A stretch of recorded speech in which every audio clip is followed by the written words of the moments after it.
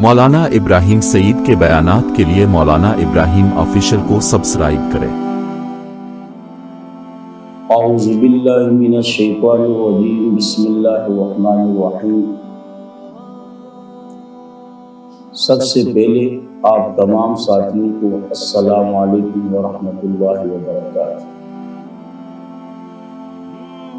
پچھلے چند ویڈیوز میں آپ حضرات کے سامنے نماز کے شرائط کے متعلق مختصر انداز میں گفتگو ہوئی۔ آج سے ہم ارکان صلاۃ کے متعلق مختصر انداز میں گفتگو کریں گے، لیکن یاد رکھیں ارکان صلاۃ، ارکان یہ جمع ہے رکن کی، اور رکن اس جز داخلی کو کہا جاتا ہے کہ جس کے بغیر نماز نہیں ہوتی۔ رکن بمعنی فرض، ارکان بمعنی فرائض۔ فرض کے ترک کرنے سے نماز بالکل باطل ہو جاتی ہے۔ اب جیسے کہ بحیثیت ایک مسلمان آپ لوگوں کو بھی معلوم ہوگا کہ 5 اوقات کے نماز جو ہیں یہ ہم پر فرض ہیں۔ ان میں سے پہلے جو ہیں وہ فجر کی نماز ہیں۔ اب فجر کی نماز میں 2 رکعت فرض۔ اب اس کی حکمت کیا ہے 2 رکعت فرض؟ تو علماء کرام نے مختلف انداز میں ان کی حکمتوں کے بارے میں گفتگو فرمائی۔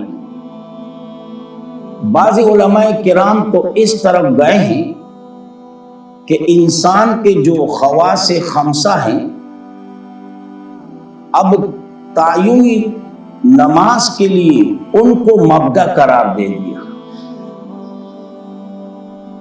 تاکہ ان انعامات کا انسان صحیح طور پر شکریہ ادا کر سکے۔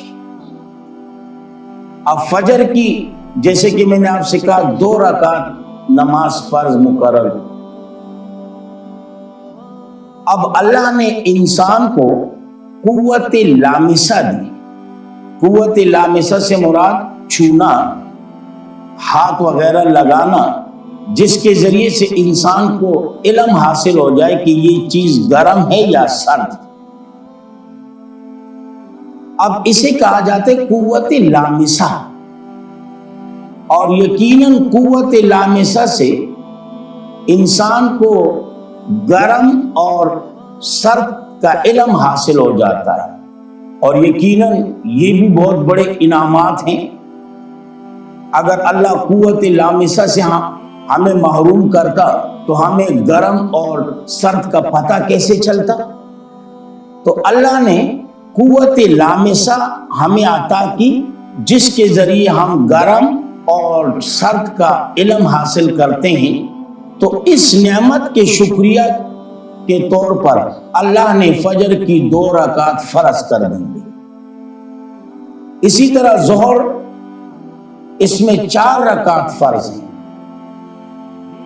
اب اس کی بھی کئی حکمتیں ہیں، لیکن ان حکمتوں میں سے ایک حکمت یہ بھی ہے کہ اللہ نے انسان کو قوت شامہ عطا کی، سونگنے کی قوت، اور یقیناً یہ ایک ایسی قوت ہے نا جو چاروں اطراف سے خوشبو کو محسوس بھی کر لیتی ہے اور معلوم بھی کر لیتی ہے، اور یقیناً یہ ایک بہت بڑی نعمت ہے۔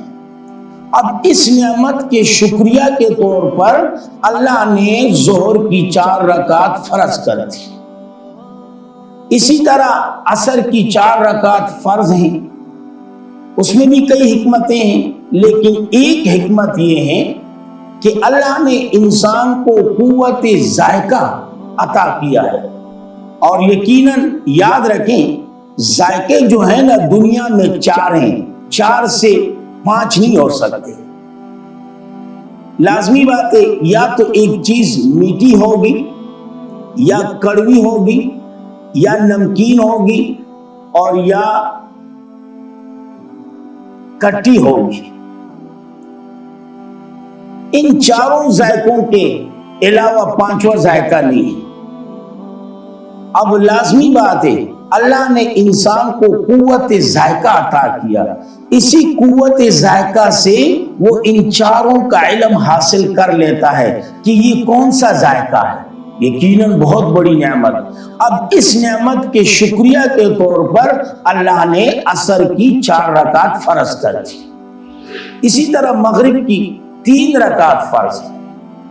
اب اس میں بھی کئی حکمتیں ہیں، انشاءاللہ ترتیب سے بیان کریں گے۔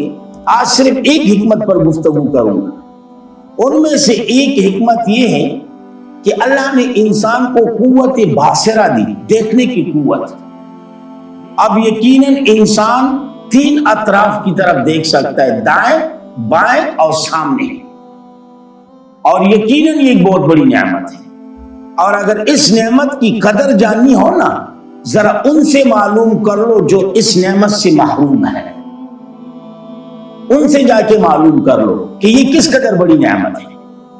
تو لازمی بات ہے قوت باصرہ سے ہمیں، یعنی ہم جو ہے نا 3 اطراف کی طرف نظر دوڑا سکتے ہیں، دائیں بائیں سامنے۔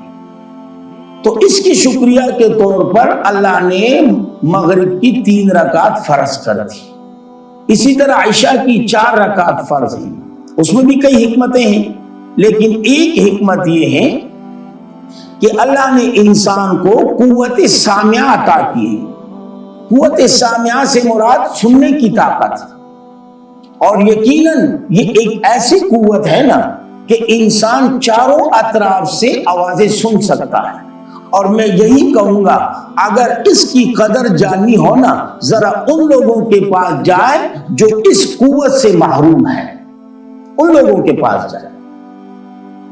تو قوت سامعہ ایک ایسی قوت ہے کہ انسان چاروں اطرافوں سے اس قوت کے ذریعے آوازیں سن سکتا ہے۔